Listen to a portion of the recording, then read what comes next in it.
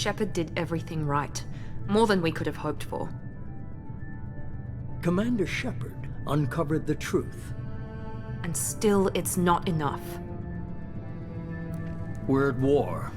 No one wants to admit it, but humanity is under attack. But they're sending him to fight Geth. Geth. We both know they're not the real threat. The Reapers are still out there. And it's up to us to stop them. The Council will never trust Cerberus. They'll never accept our help, even after everything humanity has accomplished. But Shepard, they'll follow him. He's a hero, a bloody icon. But he's just one man. If we lose Shepard, humanity might well follow. Then see to it that we don't lose him.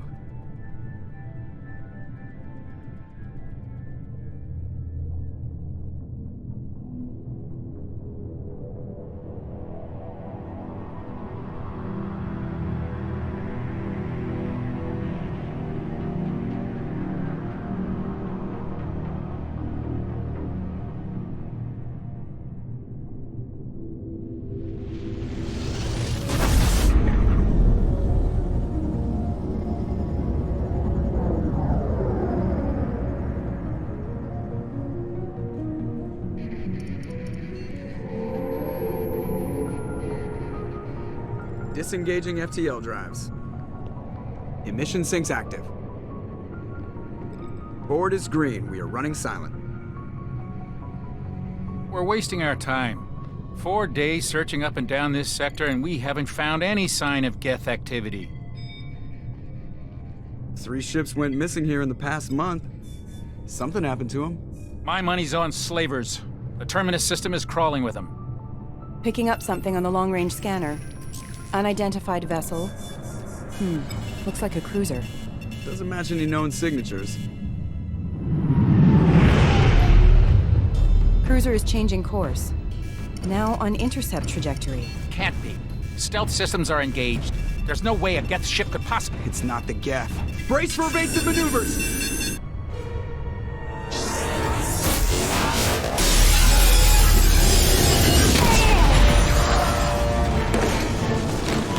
Presley! Kinetic barriers down. Multiple hull breaches.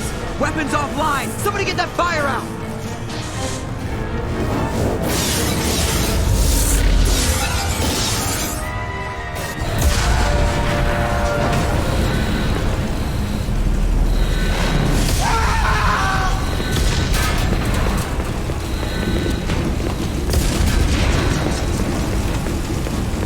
Shepard! Distress beacon is ready for launch. Will the Alliance get here in time? Well, they damn well better, because if they're not, we're all doomed. I'm not doing this just so they can find our frozen corpses. Get everyone onto the escape shuttle. Joker's still in the cockpit. He won't evacuate. I'm not leaving either. Get out of here. I gave you an order. Get to the damn shuttle. I'll haul Joker's crippled ass out of here. Shepard! Get the hell out of here.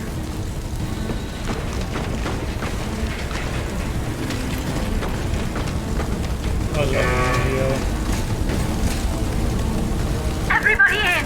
Go, go, go!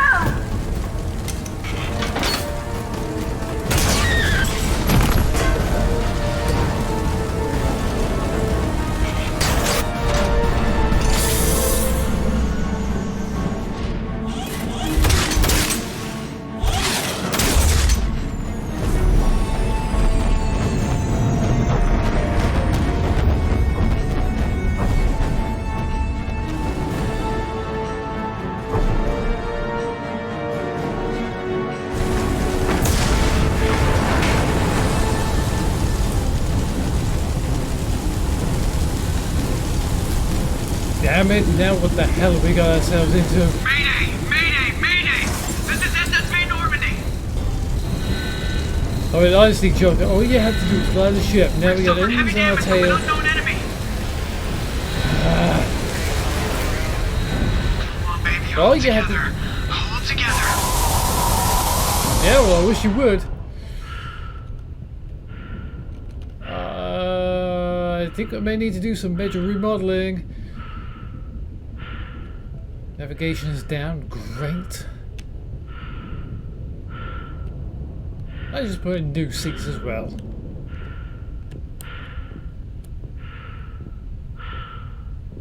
Well,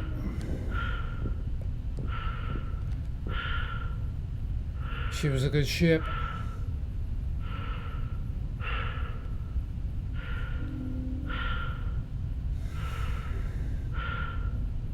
She done us proud.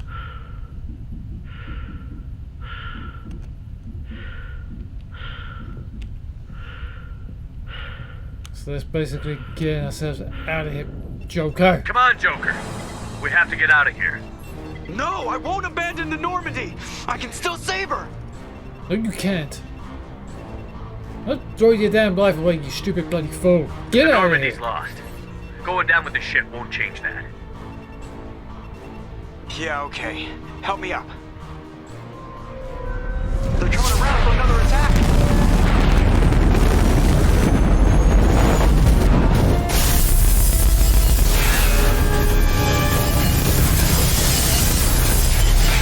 Whoop.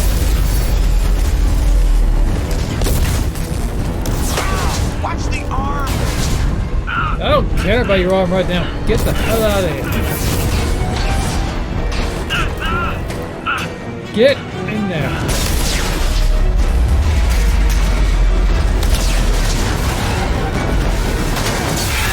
Ow. Bloody hell. I'm not getting out of here.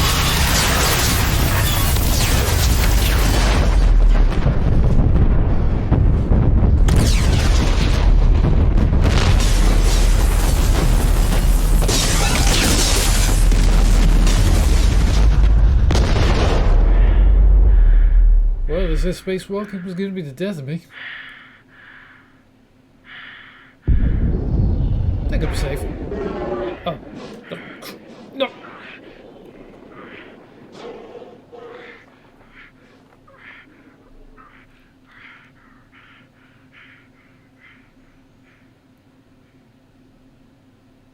Damn it.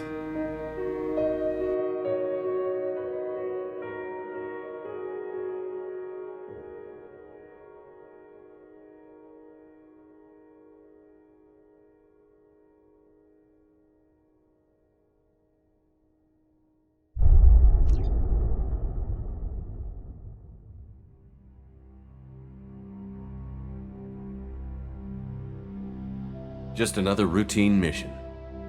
Why do they always say that before a mission? Of course it's routine. You haven't done anything yet. It's everything that happens along the way.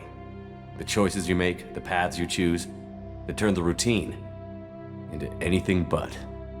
Of course, that's how it started. A routine mission, answering a distress call. And look where that got me. We were testing out the Normandy, Captain Anderson's new ship, when the distress call came in. An Alliance patrol on Eden Prime had been attacked. They'd seen something they couldn't explain. And whatever it was massive. I hit the ground with my lieutenant, Caden Olenko. A good kid, loyal, by the book, with a talent for biotics. We came across the lone survivor of the patrol, Gunnery Chief Ashley Williams. A soldier to the core. Tough, disciplined, ready to take on whatever came her way. Ashley joined up with us and took us to the spot where she lost her squad. That's when we saw it. The ship. Like nothing I'd ever seen.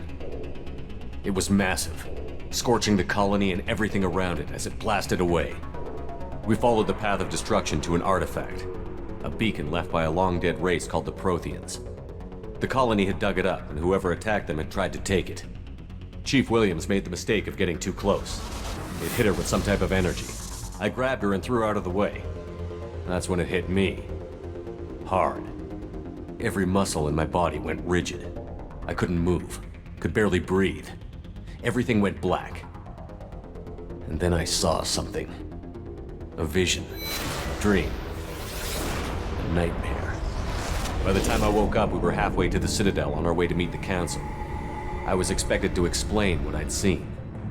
Anderson came along. So did Adina, our political representative on the Citadel. With those two heavyweights, it seemed reasonable we could persuade the Council that the ship we'd seen was a potential threat, as was the individual behind the attacks. The main suspect for the Eden Prime massacre was a Turian Spectre named Saren. He'd been seen by one of the survivors from the colony at Eden Prime, and there was some evidence to suggest that the ship was connected to Saren. But even Adina's pointed accusations weren't enough to convince the Council. They just couldn't believe one of their chosen elite Spectres could be guilty of something like that. They needed proof, which meant I needed proof. Fortunately, I wasn't alone in my search. Garrus, another Turian, wanted to help. A top agent for Citadel security. Despite orders from his superiors that he shouldn't get involved, he told me he was suspicious of Saren, and he had some useful leads. More importantly, he was willing to share them.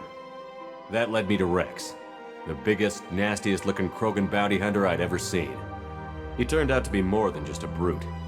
It was his intel that led to a fugitive with incriminating evidence on Saren. The fugitive turned out to be an energetic little Quarian named Tali. A tech expert with a knack for hacking, she'd procured some information on Saren. Evidence that proved Saren was dirty. Tali's evidence proved that Saren was responsible for the massacre on Eden Prime, and that the immense warship we'd spotted was in fact Saren's flagship. But it went much further. Saren was trying to find a way to bring back a race of sentient machines from dark space. Machines allegedly responsible for cleansing the galaxy of all organic life. These Reaper'S were blamed for wiping out all life 50,000 years ago, including the Protheans, then disappearing back through the mass relays to dark space, leaving no trace they'd ever been. That explained why Saren was after the beacon, and it made some sense out of my visions. But not much else. We couldn't convince the Council that the Reaper'S were a threat, but they agreed Saren had to be stopped. They stripped him of his Spectre status and gave me the honor of becoming the first human Spectre. My first task? Bring down Saren. Anderson decided to stay behind, giving up his ship, the Normandy. He told me I would need it more than he would. He also pointed me in a direction. Liara, a Prothean expert, adept in biotics, and maybe most importantly, daughter of Benezia, Saren's top lieutenant. And like most Asari, as beautiful as she is intelligent, and born with a unique ability to meld with other species. Liara was able to help me decipher some of the vision the beacon had given me. Nothing concrete, but it gave me some clues. And a new appreciation for the Asari. Her technique for accessing my vision was unexpected, but not at all unpleasant. Ashley was a little concerned about the connection I shared with Liara.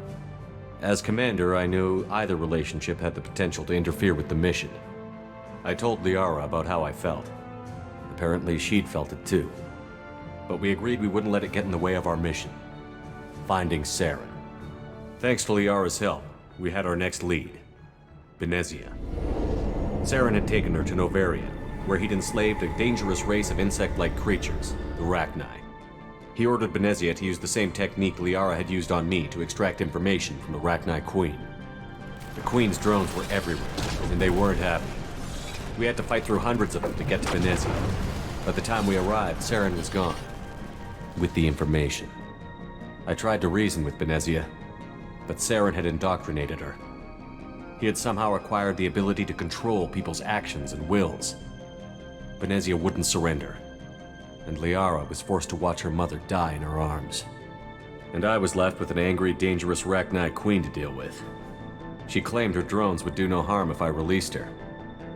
But the Rachni had terrorized the galaxy before. I couldn't do it. I wouldn't doom an entire species for past sins. And the Queen was true to her word. She left and took her army of drones with her. With Saren's top lieutenant dead, it was quickly running out of time and places to hide. I tracked him down at his base on Vermeer, but we soon learned it was more than a base of operations. It was a breeding ground. Saren was breeding an army of Krogan. He'd found a cure for the Genophage, a disease inflicted on the Krogan to prevent them from breeding and taking over the galaxy. But the Krogan Saren was breeding were slaves, mindless beasts that obeyed Saren's will. I had to destroy the base and all its research. Rex disagreed. Violently. Rex wanted the Genophage cure for his people. I tried to convince him to help me destroy it, that these Krogan weren't real. But he wouldn't back down. Fortunately, Rex is smarter than he looks. He realized this wasn't the way to help his people, and that Saren was the real threat. When we finally got to the center of the base, I realized just how close Saren was to completing his plan. He was already in communication with the Reapers. Sovereign, Saren's flagship we'd all assumed was just a ship, was a Reaper. It spoke to me, threatened me. I could feel the menace it had for every living thing. It wanted me dead. It wanted us all dead. And I knew it was capable of doing just that. What I couldn't understand was why Saren would help it. But there was no time to think about it. Sovereign knew where we were. We had to destroy the base and get the hell out. I split up my team in 2 squads, sending Ash with one and Caden with the other as a distraction. We had a nuke, and we planned to use it. Before we could detonate the bomb, Saren showed up. We fought. I stalled him to make time for my team. And in talking to him, I realized the truth. It wasn't Saren who was indoctrinating everyone. It was Sovereign. The Reaper. And Saren was in deeper than all of them. He tried to convince me he was still in control, said he found a way to reduce the Reaper's influence, but he was kidding himself. Or believing the lies Sovereign was telling him. Before I could convince him to stop, he ran, leaving me just seconds to extract my squad mates.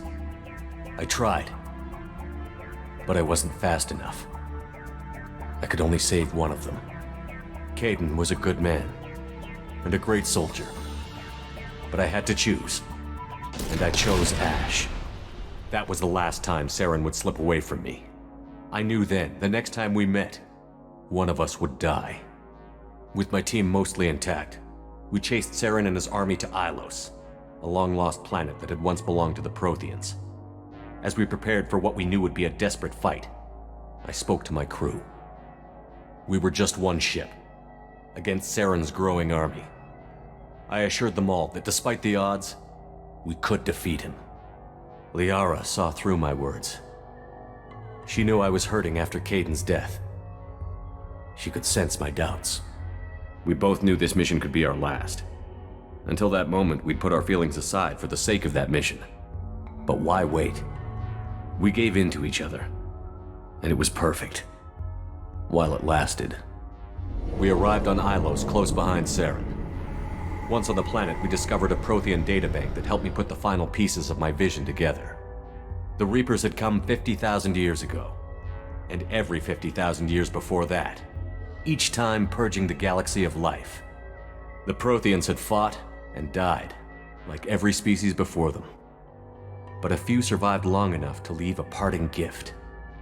The Protheans had discovered that the Citadel was the key to controlling the mass relays. By sabotaging the Citadel, they found a way to close the relays to dark space, slowing the Reaper's return, giving us the time we needed to find a solution to stop the Reapers once and for all. Saren knew this. He was leading his army to take control of the Citadel and re-establish the relays to dark space, bringing the waiting Reapers here to destroy us all. We followed him to the Citadel. It was intact, but heavily damaged. He had caught the Council fleets by surprise, and they were only now regrouping. And with Sovereign as his flagship, there was little hope the fleets could counterattack with enough strength to take back the Citadel.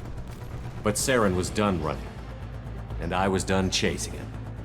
As the Alliance and Citadel fleets battled Saren's army outside, I cornered the Turian bastard in the Citadel tower and confronted him.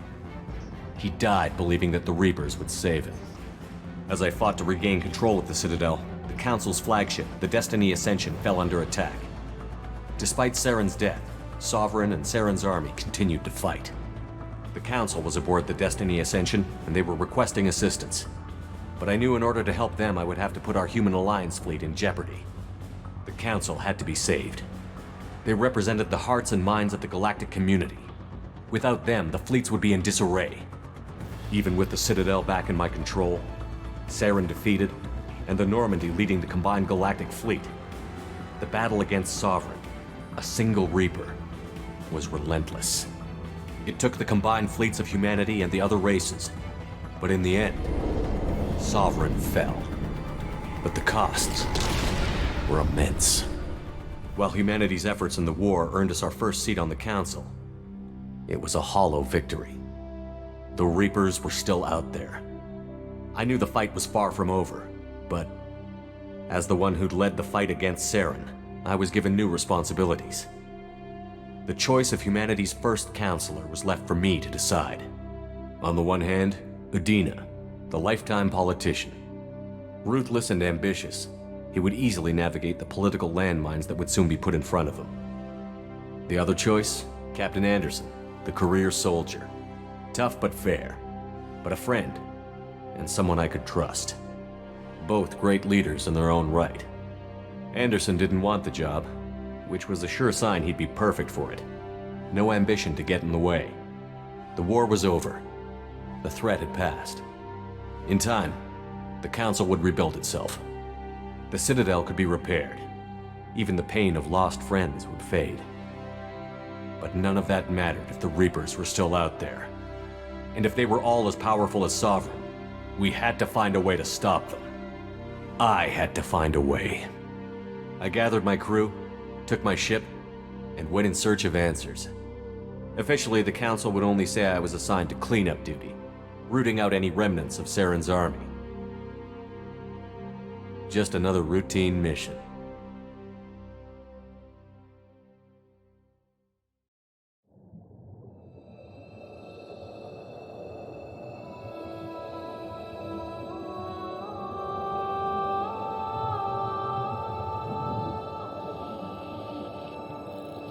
Commander Shepard has been recovered. The Lazarus Project will proceed as planned.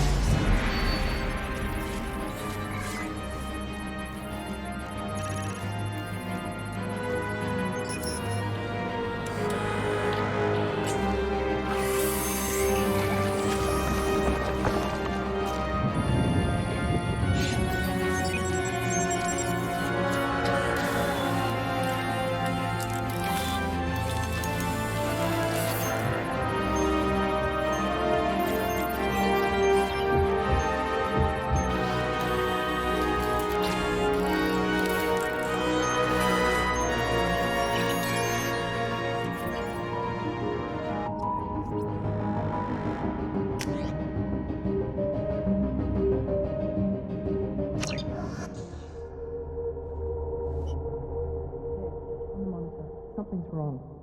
He's reacting to outside stimuli, showing an awareness of his surroundings. Oh my God, Miranda, I think he's waking up. Damn it, Wilson, he's not ready yet. Give him the sedative.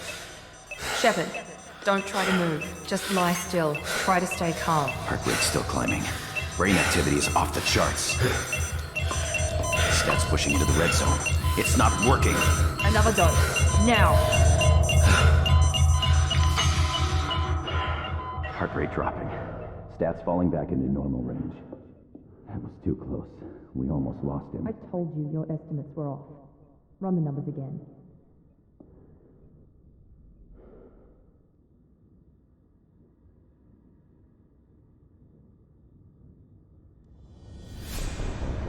Wake up, Commander. Shepard, do you hear me? Get out of that bed now. This